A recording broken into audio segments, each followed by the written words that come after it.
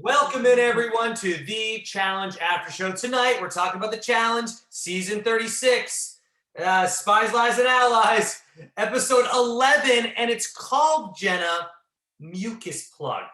No, why? Where was because the of the plug one reference? mention from Amanda. Did I just call it? Right. Did I just call it the Season 36? Are we on season 37? I think it's 37. Oh my God! Yeah, I think so. I caught it myself. I don't know anymore. I don't know it anymore either. But yeah, it's called Mucus Plug, Jen. And I was like, wait a minute.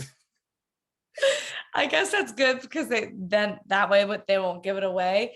But I was thinking as the episode ended, I was like, ooh, they should name this episode Nice Guys Finish Last. But that would give it away if you saw the title, and then as you were watching the episode, you would start to pick up on why. And as you know, Jenna, they listened to us and they knew how much I complained about the titles a couple seasons ago or last season. So they're like, we can't do that to Dan. Nice Guys Finish Last. He's gonna call out Ed for sure. So I kind of feel bad, not that any producer has time or desire to watch our show as if they care at all about our opinion. However, if they were, we just shit on them for an hour, basically. It's always saying, why did the producers do this? Do you think the producers are in the corner whispering in their ear? We basically are always like, the producers, blaming them for everything. But do you remember as hard as they can? They're trying to be creative. It's mostly me doing it, but do you remember, obviously you remember old seasons. I don't remember ever watching an old season. And now I know I wasn't hosting stuff about it, but I never remember saying oh, I wish the producer didn't do that to them. I know. But are we just getting older, maybe? We're not more jaded anymore. More jaded, more cynical. Yeah, we used to think that every single second of reality TV was real and authentic and happening in the moment, instead of having some editing and having some manipulation and production behind it. Yeah. I had a few producer moments of the night that got me going a little bit. We haven't talked about this yet, have we? They do these little 45-second little ESPN sort of body profile shots of the cast members before they compete in eliminations, where they have in very goofy ways flex to the camera or point to the camera, kind of show off it's Monday Night Football, they have the stage and they're going through their stats. Yeah. How awkward. That must be so awkward. Okay, I'll say this. When they're in the groups, when they show them in the groups, their new cells that they're all together with, it looks cool. But yes, when they're in front of a green screen doing that pre-show, it must be just super all right, Emmy, stand like this and flex your arm. It might be a little weird, I would say, but I think it looks cool when they're all in their groups. Yeah. Maybe that's just me though. I mean, that's the theme of the show. It's fun. It's all fun and games and it's playful. So if you're a cast on it and that's your life and that's your job, then yes, that's very fun. Yeah. And some people have more fun with it than others. Like some people are flexing, but other people, I think Kyle is just standing there massaging his hands. So I'm like, all right, go Kyle. But then that reminds me of the time, because we always reference past seasons and go throwback. They used to do the most ridiculous introductions for these shows. What was the one? I think it was one of the gauntlets where they ascended from the sand. Yes. Right? Or some of them had to slow walk, model, it's a catwalk. One season, duel 2 or 3. And I don't remember the name of this culturally, but a culture does a lot of slapping of their thighs and they do chanting. I don't know the specific name of it, but they basically had all of the cast members do this. And I recently saw it on TikTok as do you want to know what cultural appropriation is? Look at this clip of the challenge. And it's seriously, even before seeing that TikTok, I saw the intro of the Duel 2 when it was popped over to whatever Paramount and they listed all the seasons, and I saw the intro and I was like, this doesn't feel right. Something doesn't feel right here. Well, they definitely don't do the intros anymore. We don't even, I don't know when they stopped doing them, but do you remember the X's one where Leroy is holding yeah, and he just drops her and it's it ends that intro. What's her name? I love it. I love the intros though. It feels like a lost art, right? Like a dying art form. When you go back, it transcends you to that time in television, you know, like how we always talk about. And Jersey it's Shore. sad too, because they do so much filler on these damn shows. The least they could do is give us a throwback intro that's kind of fun. But I think that they don't care. They don't care to let us know who's on the show anymore. Like, you'll forget about people, you'll bring it back. They don't care about our feelings, Jenna. That's what it is. The other note before we jump into the ins and outs of the episode, the producer note is they must tell them, right? And this shouldn't be some new epiphany, but before they pick the person that they want to compete against, before the power couple picks the person going into elimination, the producers have to say, like, pause for 30 seconds, don't say their name right away, to hold the suspense a little bit. I mean, Ed did that organically tonight. I truly think he was kind of stumbling and he didn't know how to break the news. He didn't know how to rip the Band-Aid off. So he was a little bit hesitant to say it. So that delayed it. But a lot of times, you know, when they're like, so Amanda, who are you picking? And they're like, yeah, we know that they are coached, Jenna, into doing certain things. But at the same time, if for some reason they did slip out and just say it, they edit around stuff all the time. They give us other wide shots that probably didn't even exist in that time frame, just to give a couple extra seconds of drama or suspense, as they love it. Yeah. All right. Anyways, yeah. So next season we want to see rivals or exes, and we want to see an intro. Apparently, we want to see fresh meat. But you know what? We're never satisfied. But we would be less unsatisfied though if they gave us some stuff. All right. Well, one more thing. What I was telling Pam today about All Stars Season 3. Oh, if you guys want to check out, we do an All Stars Season 3 preview cast breakdown. It's on our Patreon at The Challenge Aftershow, patreon.com/The Challenge Aftershow. And I was talking to her about how there was only like 24 cast members versus what they do like 30 or 32 now. So there's less storylines to follow. They can focus on the characters more, the challengers more, and hopefully they can give us better storylines. And that's something they're doing right over on the All-Star side, that they're realizing maybe we are throwing too many people in here. We can't focus on, and I'll get into that right now about these storylines. But all right, here we go. Okay. Episode 11. A lot of vignettes in the beginning. A lot of vignettes. Of you when I was watching, I was like, oh, Dan, vignette, get ready. I wrote them all down, but I'm only going to focus on some of them. But please, if there was one that you really wanted to mention, tell me all about it. But here's the first one I want to talk about. Corey does a boot camp for Team Ruby because he's trying to get the morale up. And then when they get to the challenge of the day, he's like, oh, yeah, we're a unit as a team now. That boot camp did everything for me. I know you loved it, Jenna, but did the boot camp really work in your opinion? Like, he said it worked. Probably. That's team bonding, man.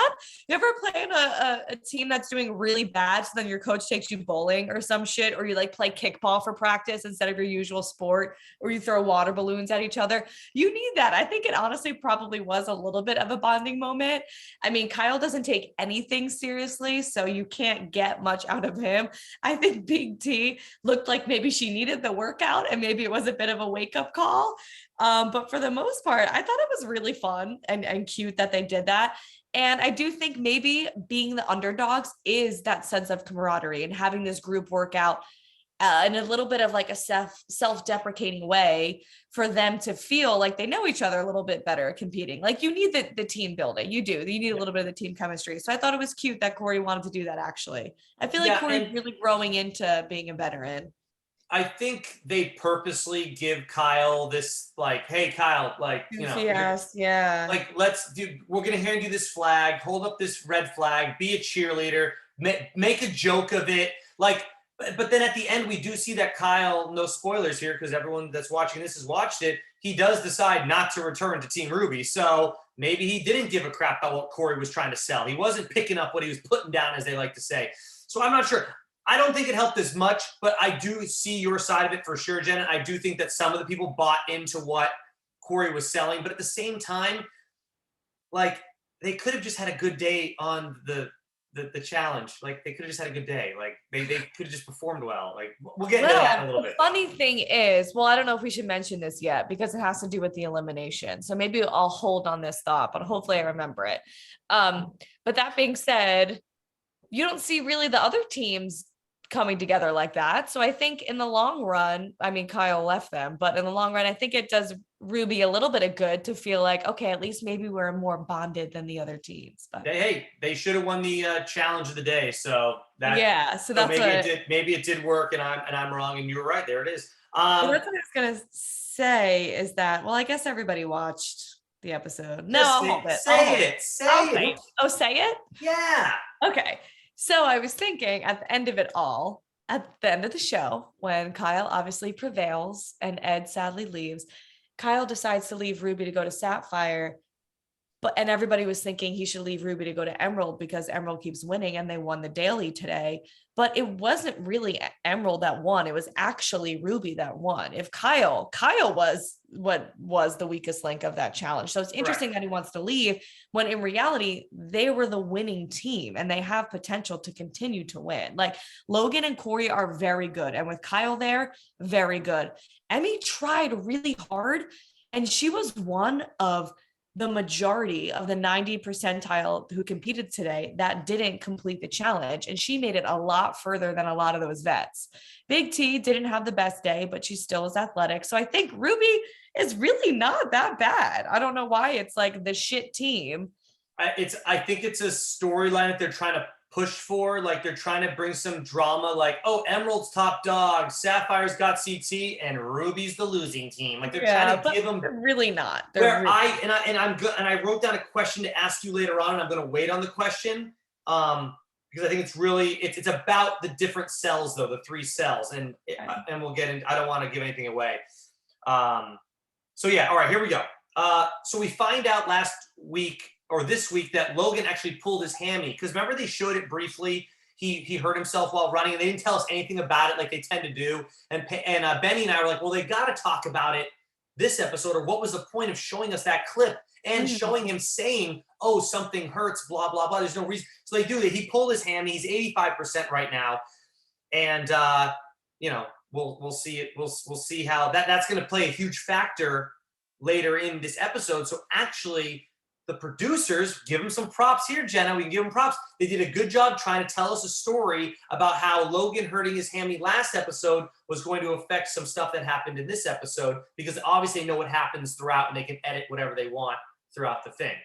Yeah, so, I mean, I think the way this episode unfolded, it's really unavoidable. Like that is a very large portion of the way things fell the way that they did. Yeah. Like you had to include that.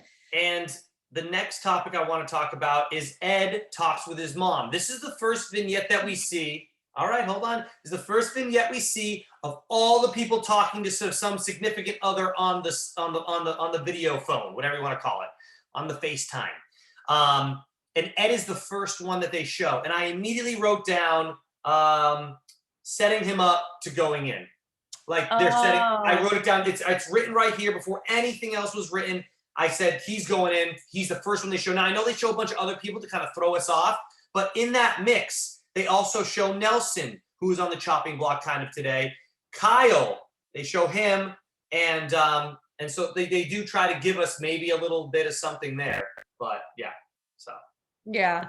Ed and his mom are super cute. The second I saw him sit down in that room, though, I was like, tell me this is going to be his mom. He's FaceTiming his fucking mom right now because they were together on the circle, but they're really, really cute. So then I felt immediately bad that I was being a little bit like, I don't know, joking about that and feeling like, oh, mommy's boy. But no, their relationship is adorable. So she seems super sweet and loving to him. So that was cute. And the last vignette that I had down here was that Emmanuel and Tori make a bed pizza. Oh, right. We do get to see the Emmanuel Tori thing. God, again, so many vignettes. Again, I am mad at Tori. She's doing her thing. They're flirting. They're having fun. They're in the challenge in Croatia. Who cares? They're single. She's not getting married anymore. She did the right thing. It's not like she got married and cheated on her husband. She's just having fun. And here's the issue with what you just said, Jenna. I don't care. I want to care, but they're not giving me any context to this relationship. It's just like, we're goofy, you're goofy, I'm goofy, end scene.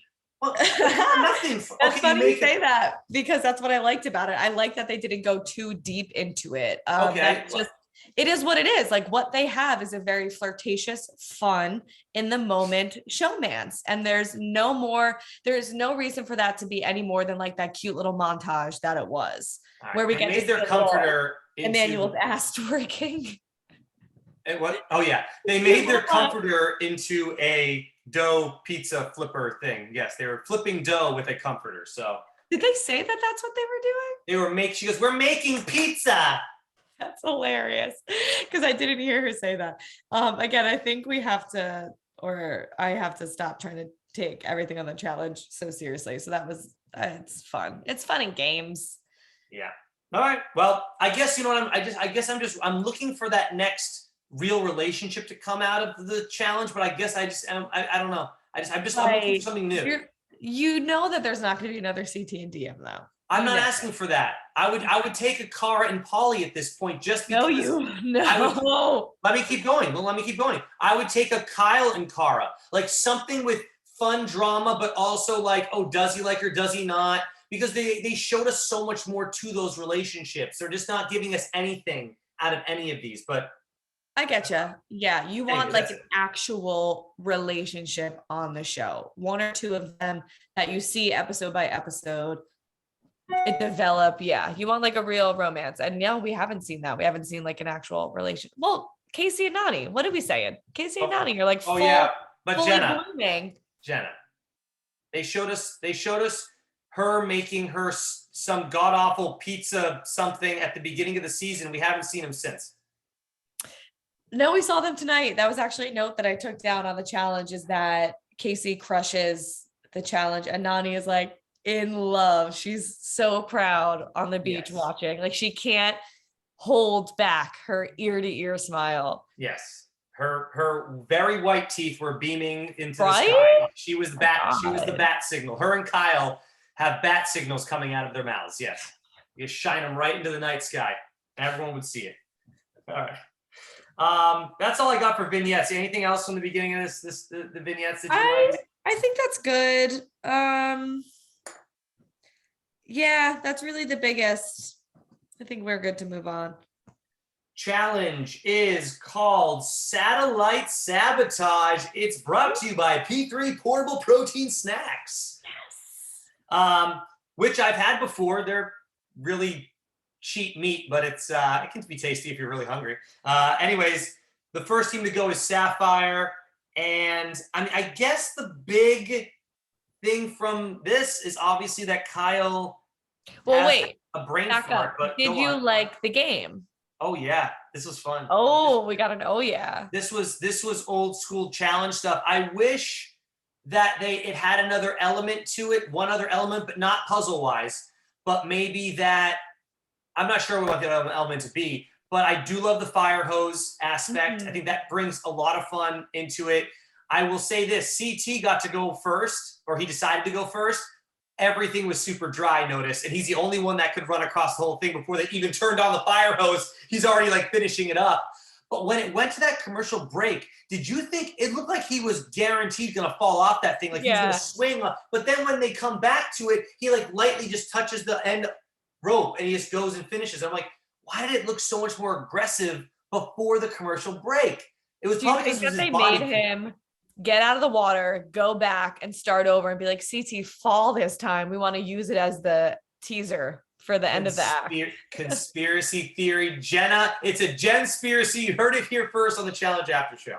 CT would be down for it. It looks like he's in casting. I went on his Instagram recently and it looks like he does casting for like reality TV shows, or he at least markets it on his Instagram, whether it's his job or if he's maybe just trying to help people get on TV because he has a pull. I don't know. But yeah, I had the same thought about CT. I love the fire hose and I loved seeing everybody act like idiot teenagers in high school. Like Nelson's like rodeoing with the fire hose. They're all acting like this is they just got to break out of a prison that they've been in, like this is the most exciting thing that they've done in months, and it shows, and it's very funny. I did like the game as well. However, I was really disappointed in almost everybody.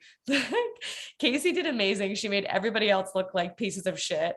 Kyle also great, but we see that he made his fatal mistake.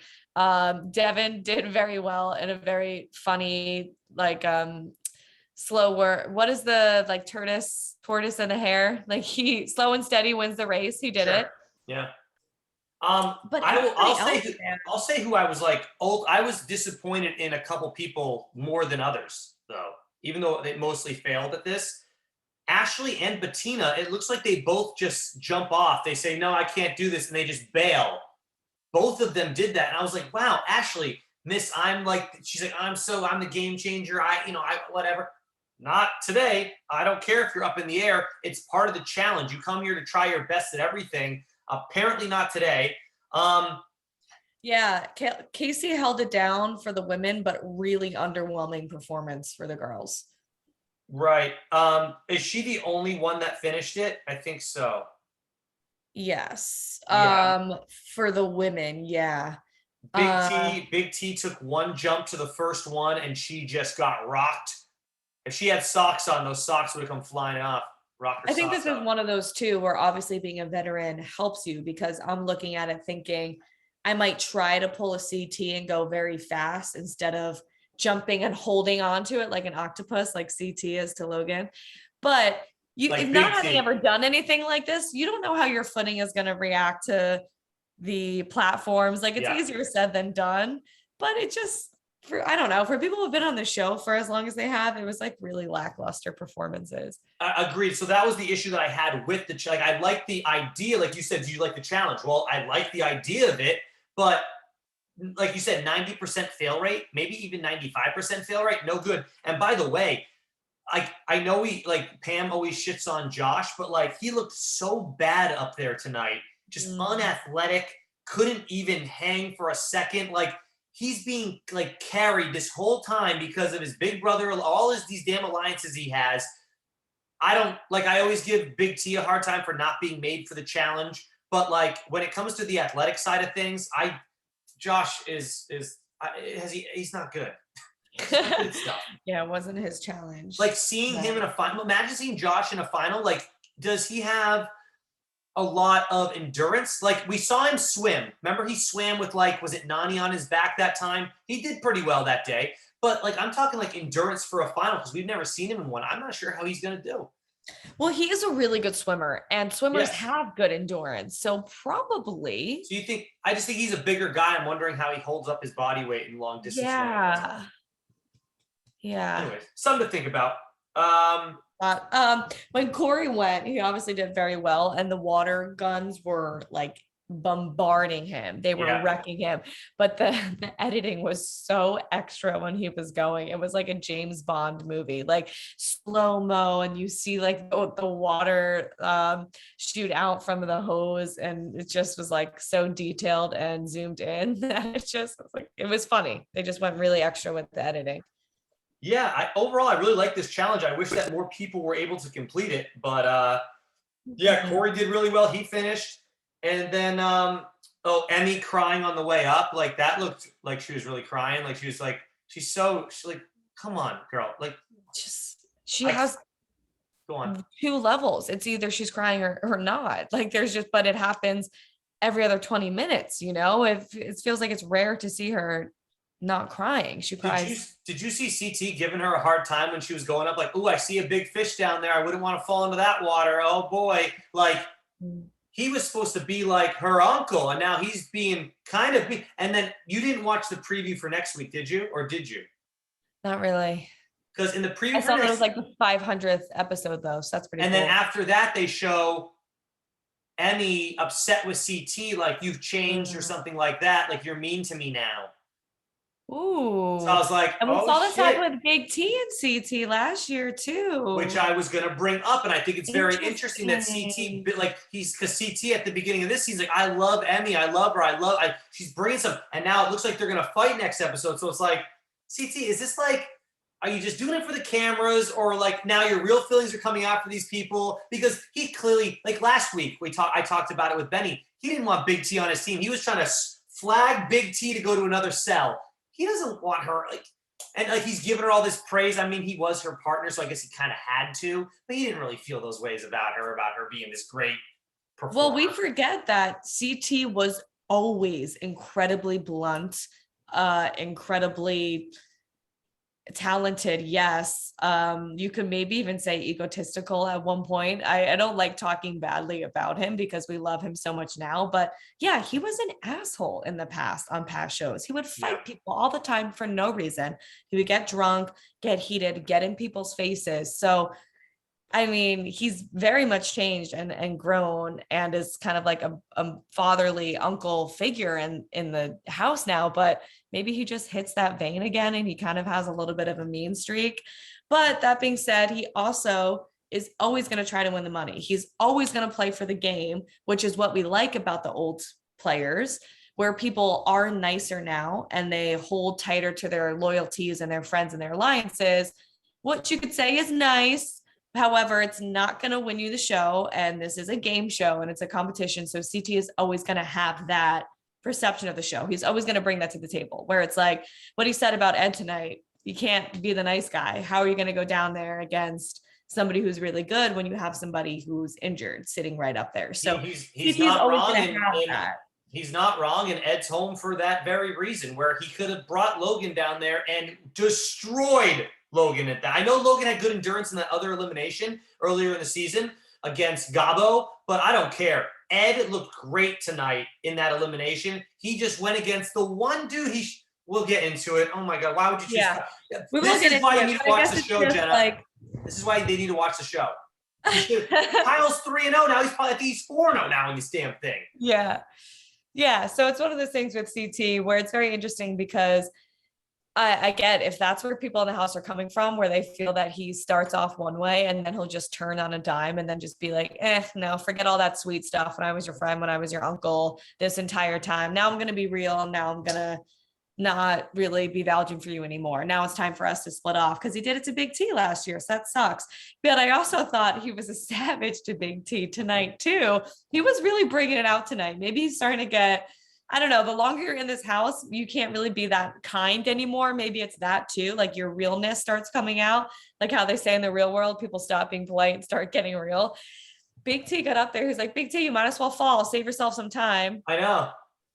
And you know what? And you know what? He wasn't wrong there either, because she tried to jump and then got jacked up, because as I say every week, Big T is not made for the challenge. But that is my opinion. Please tell us in the comment below if you think Big T should be on the challenge again. She's made for my heart, so I love her. I know you do. All right. Okay. Let's get into Kyle here. Kyle makes the big mistake. He tends to do this a lot, huh? Like if he's put with a task that's one task, he's okay. Like with an elimination, stick away from other person. He can handle this. But when it comes to following rules, as we saw earlier in the season, and we saw tonight, this dude struggles to follow the damn rules. Ruby should have won. It would have changed. It would have altered the whole end of this entire episode. All he had to do was just jump off and grab it. We saw how easy it was. Like once you get a hold of it, that thing snaps off. It's not like it would have stayed on and he would have like dropped. It easily snapped off. So huge mistake by Kyle. And I'm sure they would have counted it if he was lying and like simultaneously kind of rolled off and grabbed it. You know, I'm sure it didn't need to be the cleanest. I think it needed to be a leap. TJ said leap. Needed to be a leap. Yeah. I just thought that meant you couldn't like lay on it like a bump on a log and pull it off. So I wonder what he did. Yeah. Like he at least got his arm there and then jumped off. Maybe they probably would have counted it, because the adrenaline, I'm sure it gets you when you're up there. You're so high up. At this point, he needs to be able to retain the rules because he's been on the show for so long. But when you're up there, I don't know. You might just think, I'm doing it the right way. Let me do it the easy way. I'm working smarter, not harder. But speaking of him being on this show for so long, how many seasons has he been here? Because I saw it tonight and I was like, oh, wow, that's a lot more than I thought it was. I don't know. Wait, how many? If you could guess, make a guess for fun. 5. 7 seasons. Wow, this is the 7th season. So like you forget, like he had all those years with Kara. I didn't realize it was like 4 or 5 seasons dealing with the Kara stuff. Like that's because it went from him and Kara to Kara and Pauly, with him on the outside kind of being a nuisance to that relationship. So yeah, he's been on for a long time. Wow. Yeah. He is truly a vet at the 7 seasons. Like that's vet status for sure at this Let's point. hypothetically, if Ruby had won, who do you think would have been going in? Okay, well now you're So the guys that would be they're left. all safe. It would still possibly be a rookie. So you have Emmanuel, you have Ed still. Josh, Devin, Nelson, CT. Well, but Josh, Devin, and Nelson aren't rookies. They would try to go for a rookie. So you're looking at still, Ed could have still possibly gone in, but then who's Ed going to try to go against? He has Josh to go against, Devin, Emmanuel, or he could have gone against Nelson or CT still. So I think that he should go, I think you go Josh. I hope he gets tired out. He's a bigger guy, though. Oh, no, you go Devin. Maybe you go Devin in that case. Devin goes home because Ed would beat Devin in the pole wrestle. There's no way Devin's beating him in a pole wrestle. Mm-hmm. I think Devin goes in. Bam, Devin's gone. Wow. What a change. Much different result. So Emerald wins because they have the faster time over Team Ruby, and that puts two wins in a row for Emerald. And now Emerald's outside after the challenge. And this is something I want to talk to you about earlier, but I'm going to finally get to it now. Emerald talks about how strong they are as a team. Are they really that much stronger or stronger? Yeah, they're not. Because I'll tell you why. Let's recap, Jenna. Let's recap Team Emerald tonight. Nany, DQ. Tori, DQ. Josh, DQ. Casey wins. Devin wins. Emmanuel, DQ. Yeah. They're that was not that much. Ruby. They got, and plus, why would they say it like that too? Because they got freaking lucky tonight, and they know that. So like, oh yeah, we're so strong, no one's gonna beat us. Like, dude, Ruby beat you. Like, you did get beat. Exactly. You got beat. Kyle had a brain fart, like I mentioned earlier, and that's why you guys won. But you're not that much stronger than these other teams. Like, which team do you like? Because I actually asked Benny, like, what team are you rooting for, Jenna? Do you have a team? Are you not? Like, I'll tell you who I'm rooting for after if you'd like. Well, I was actually enjoying Team Ruby. Okay. I think, I don't know if this is because of the editing, but I tend to agree with the rest of the house when they say that Emerald seems like a cocky team. So I think just probably not Emerald. Okay, fair enough. Okay, and before this episode tonight, and mine's changed a little bit. Before this episode tonight, I was rooting for Team Sapphire, the blue team, because I liked I liked everyone on it, especially Amanda. Amanda's storyline is probably my favorite of the season at this point because of all the things that she is just in general, like the stuff. It's just she's a first response, like on the front lines during the pandemic. The stuff that she's going through with Fessy off show that has nothing to do with even this time period. But she also is just like, she's grown so much from Are You the One? Like, she's such a better person now. She's not the stereotypical bitch like they always tried to. She obviously makes her snide comments, but you can tell there's like, she's got a real heart and there's real stuff going on inside there. So I don't know. And you're Amanda fan. Huh? So you're Amanda fan now. Amanda. I'm a Amanda fan. Yes. I'm a man that's Amanda fan. Yeah. So anyways, but also now I'm kind of rooting for Ruby, but I can't stand Emerald because I hate Josh and Casey. I'm just not hate's a bad word. I don't the big like brother. them. The big brother situation. Yeah. Yeah, I don't like them. Yeah, I also think, they definitely think that they're running the house.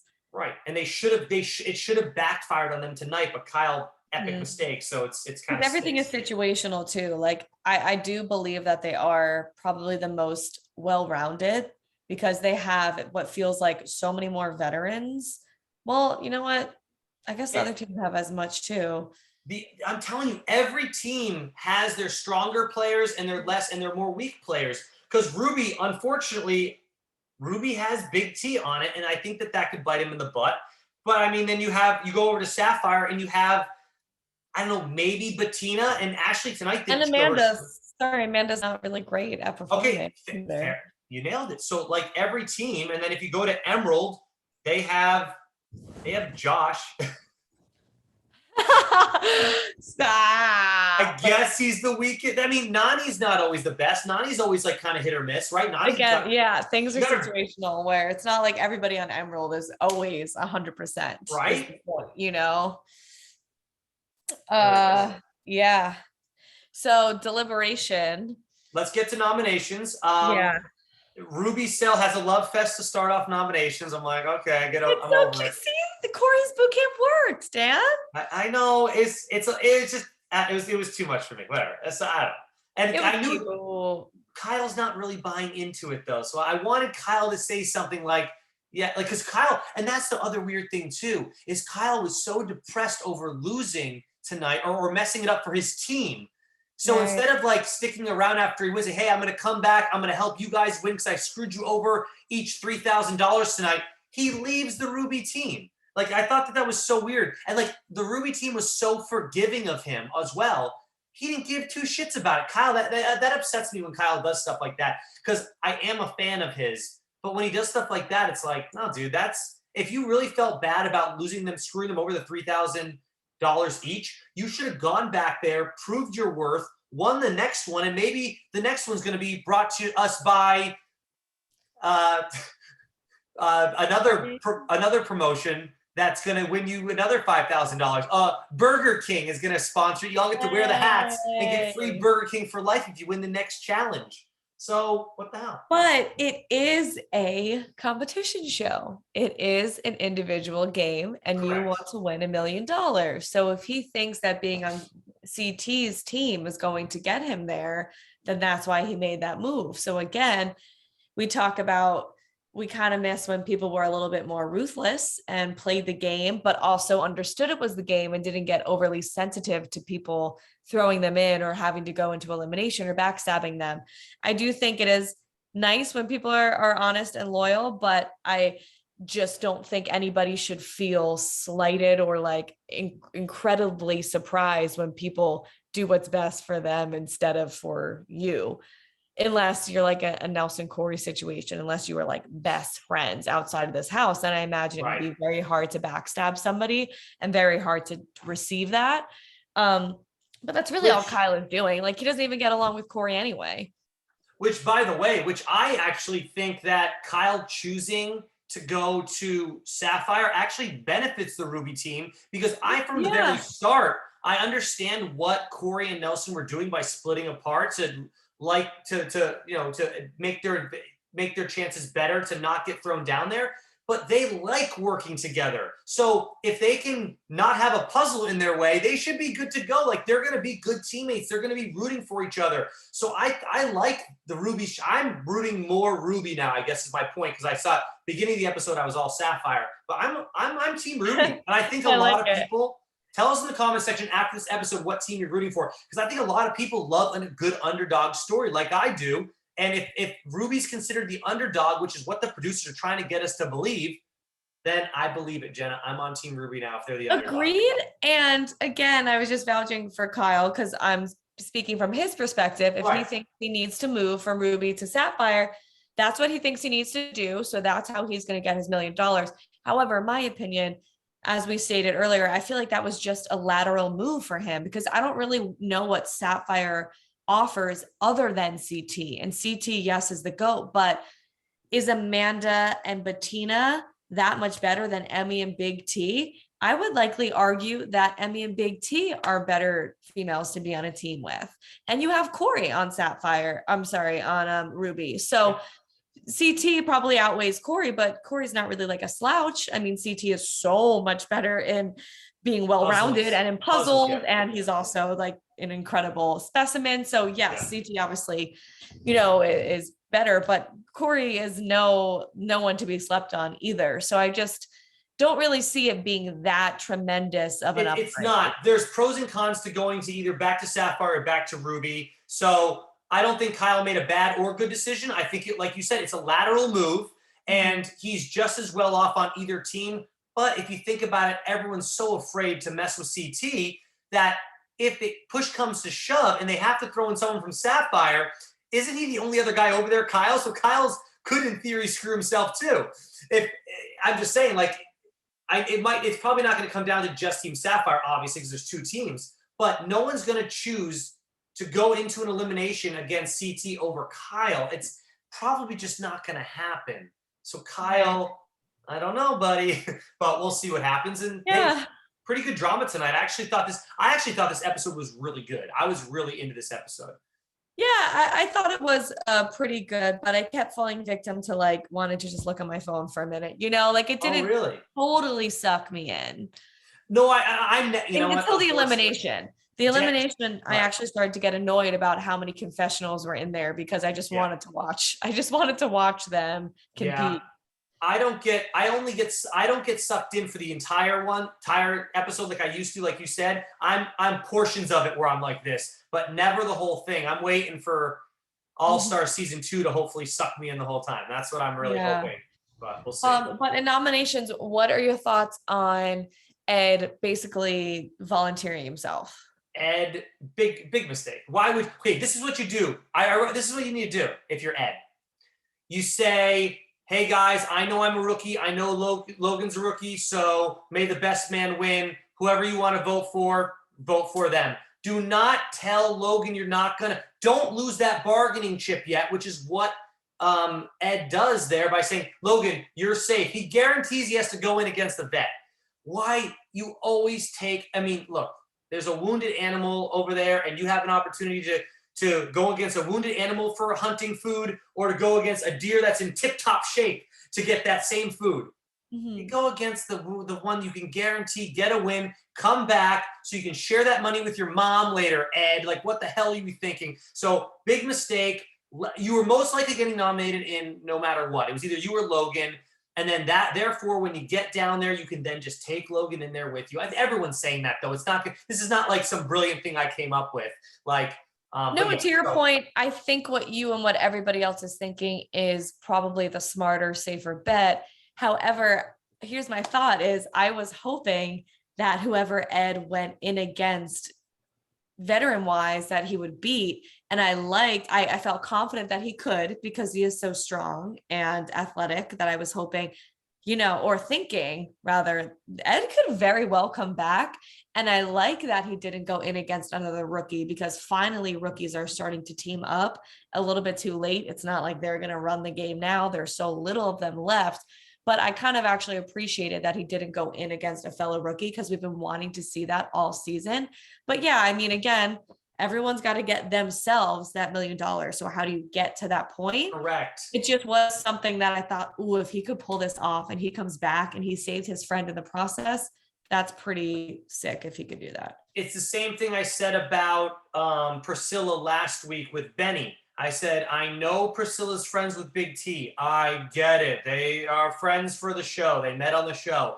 But why would you put in Ashley when you have an opportunity to throw in someone like Big T, who there's no way in hell she was going to be able to dig that sand long enough? Or, let's be real, Jenna, put the things over the top to put the tires on the top of the pole. She would have struggled doing that as well, and Priscilla could still be here this week. And then Betty made the point, well, hey, if you are that good of friends with Big T, at least throw in Amanda. And I was like, that's a good point too, Benny. He had Big T and Amanda sitting right there, and she chose Ashley. I get it. It's more drama because Ashley and her had the nomination fight early in the season. So there is more drama for us, but you just sent your ass home and that you lost $1 million. But the thing is, she might not have. I love that she picked. But that's Ashley. But Jenna, that didn't happen. Oh yeah, talk your shit, Ashley. You've been talking shit about Priscilla. Like, Priscilla, go off then. Like, you do. Sometimes it is. You want to go up against somebody and you think that if you're confident that you're going to beat them, then why the hell not? And I thought it was kind of cool that she chose Ashley. We've talked about loving the fact that Jordan went down there that one time and flipped over all the skulls so he could go against Bananas. Like, we love when people volunteer and they go in because it's just like kind of fun when people resent each other so much that they want to compete against each other. But did you feel that resentment with Priscilla and Ashley? No, like Jordan and Bananas and the way Jordan did it, where he flipped over all of them and said, I don't give a it was different than just saying, okay, Bananas, come and join me down here. He flipped them all over knowing that, I don't know.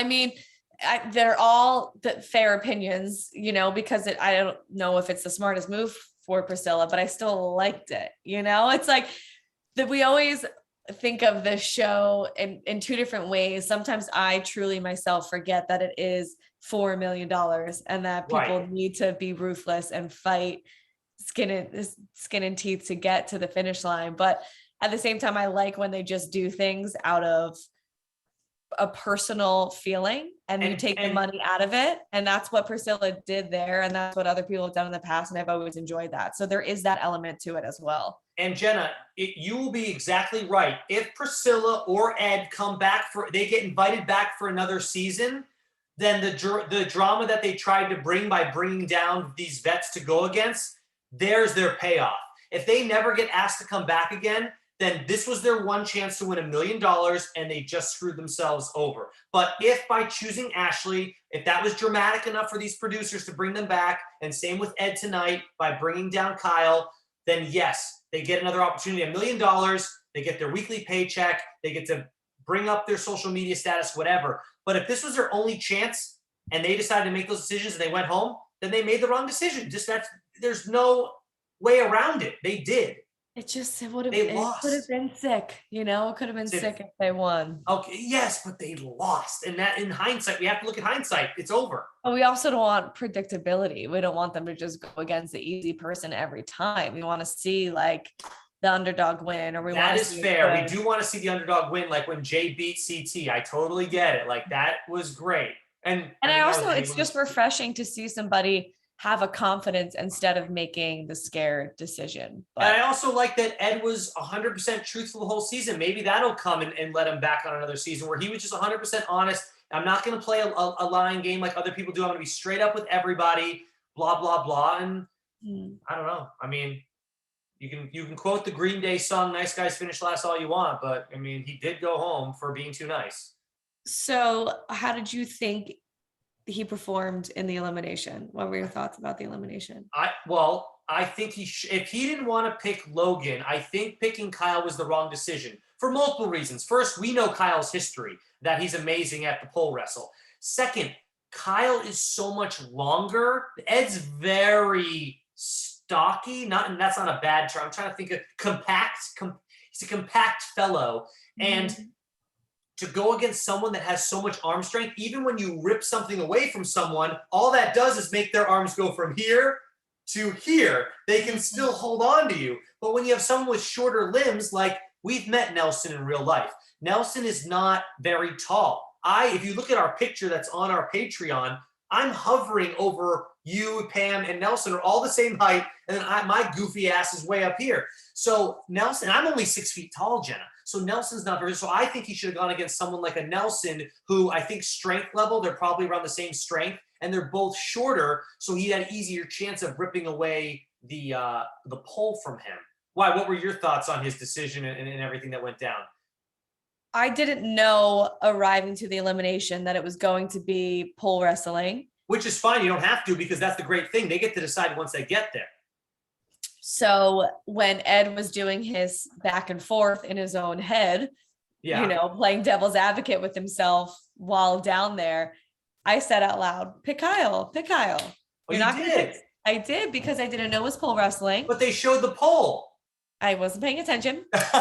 And I don't know. Funny enough, even though Kyle has a good track record with the pole wrestling, which I didn't remember just how successful and extensive that was. I didn't think about like all 3 other times until they showed it. I still, for some reason, felt as though Ed had a fairer shot against him rather than Corey. And I think it might be because Kyle surprises you. I think it's because Kyle doesn't act like he's a macho man. He doesn't act like he's super athletic, but he is. We always see him perform incredible in elimination. And I don't forget that, and I don't rule him out for that.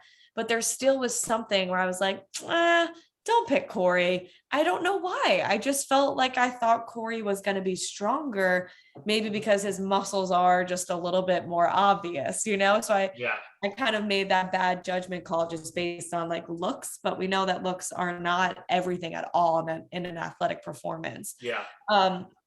And pole wrestle is a really tricky thing because Ed did such a good job and he's so strong, but it felt like Kyle wasn't even phased. Nope. Even Kyle. when Ed was throwing him around, hitting him on the head, Yep. Kyle, I don't know how he does it, how he always weasels his way out of it. Kyle, that is how Kyle performs well. I mentioned earlier in the episode, if Kyle is given one task to do, not a bunch of tasks like do this A, B, C, X, Y, Z, no good. He'll forget one of them. But if he's given one task to do, keep your arms on the pole. I mean, he doesn't have to do it. He just sat there. He got banged out on the ground the whole time. And then he made, in the second round, he made a really smart move because Ed had the advantage because Ed had the stick in front. So Kyle's like, all right, well, what I'll do is I'll take my one hand and I'll bend it so your hand awkwardly moves this way and I'll bend it over your back. So literally, if you don't let go, it's going to break your arm or your wrist. Like it was going to. And that's how he won. Yeah, I think Kyle definitely, he has some moments where he messes up the rules or maybe isn't as attentive as he should be, but I think he is very smart. And I think he just acts goofy and doesn't act like he's the smart person, but he knows what he's doing. You can tell when he's being goofy, Kyle, in confessionals, doing the reality TV thing. And then after an elimination, he wins. You can tell he like snaps in and out of when he wants to show his intelligence, if that makes sense. But, and he even said it, he's like, I know how to play this. I know how to maneuver my hands. Ed clearly doesn't. So, but my curiosity is exactly what that is, you know, exactly how he maneuvered his hand. Cause I imagine it would be quite difficult to be able to control that the entire time you're going against somebody. So he has it down pat though. Yeah, I honestly thought that Ed was going to win the second round. Ed had such an advantage. He just had it right in front of his chest. Kyle's on his back. It's like, dude, just do this a couple times maybe. But Kyle just had him just wrapped up and then got him on the ground, pop over his head. You're done. He's done. I thought it'd be nice if Ed won a round, but I mean, Kyle, you just can't discredit. Like he did so amazing that it's also kind of cool that he just had a shutout. Do you expect to see Ed again in a future season? Yeah, definitely. Because I think he was a fun personality that everybody just liked as well. And I think he was probably pretty easy for producers. I hate that we like bring the producers into it, but you know, I think when you're an easy communicative person, you answer your phone when you need to, you're on top of the casting, you're always available, you know, like then I have this weird feeling, and I know it probably won't happen, but I have this weird feeling that they're going to do something completely different next season. Like I think this whole Spies theme, I don't know anybody out there in the world that actually likes it. Like, are we like, oh, this, I love that they do this so serious Spies, so dark. And I don't think there's anyone that likes it. I really think that they're going to do something completely different next season. I feel like they have to. And if they do another Spies, I'm going to be very disappointed in them because there's no way that they're not out there polling people. They know their numbers are dwindling every episode going down. They had the one spike when they had the big Fessy and Josh cliffhanger. That went up because obviously it was kind of it wasn't a nothing burger. Obviously Fessy went home, but still not as grand as we thought it might be. I think their numbers are probably going down every week at this point, and I think the whole Spies theme means nothing to me other than that it's the name of this season. I don't feel that there's any spy themes to this. It's ridiculous explosions that mean nothing. Even when when the elimination started tonight, they had an explosion go off. It's like, dude, how about you save that money and put it into something that we actually care about, huh? They've been doing that for like the past. I know, years. but like come on. Back in the day, they didn't do any explosions. No, but like the last five. Sure. But this is, I mean, even the last 5 seasons, they've gotten worse and worse. Like we were basing why we liked the seasons not on the explosions, but on the characters that they had on there. That's why we were liking it so much. Now it's like, and like it's every challenge is like, okay, we got to put a puzzle in here. They call them missions now. It's so they're trying, but all in summation, But like, it's It's like, oh, you not gotta. resonating with me that this is a spy season. Like, sure, Don't you they're think saying they're doing? detonate the bombs. Yes, you like the codes and stuff. You liked last week when they looked through the binoculars to find something. How unentertaining was that? Hey, can you slide a box through a hole for us? Hey, can you again? How about the scratch and sniff that they made? They scratched off a surface, Jenna.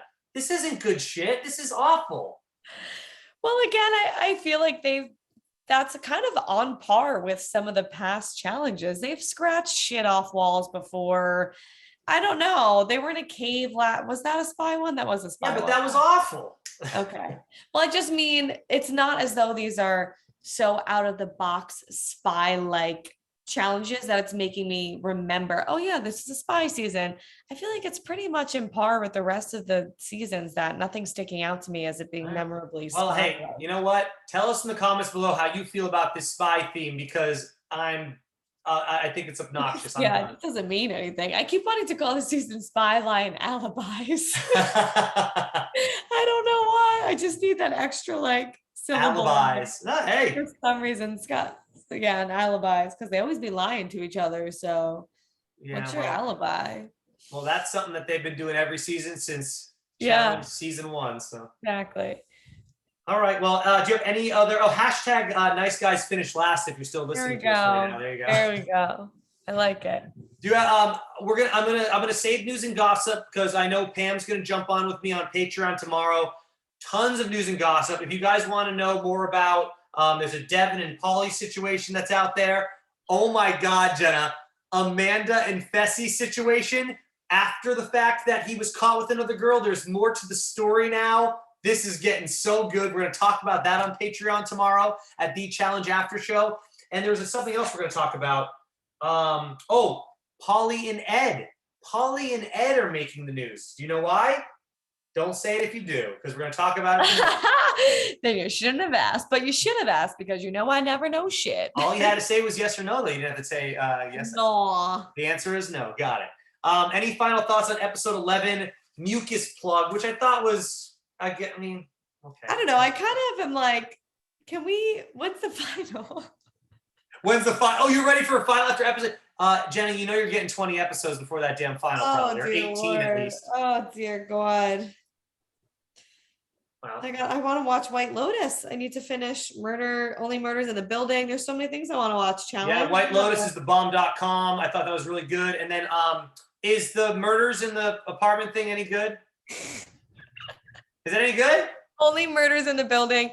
I loved it. I think it's so fun. It's really cute. Even though it's a murder show, it's funny because they are taking I'm trying really hard not to use this expression because it's a pun. Like they're taking a dig at making fun of true crime podcasts. Okay.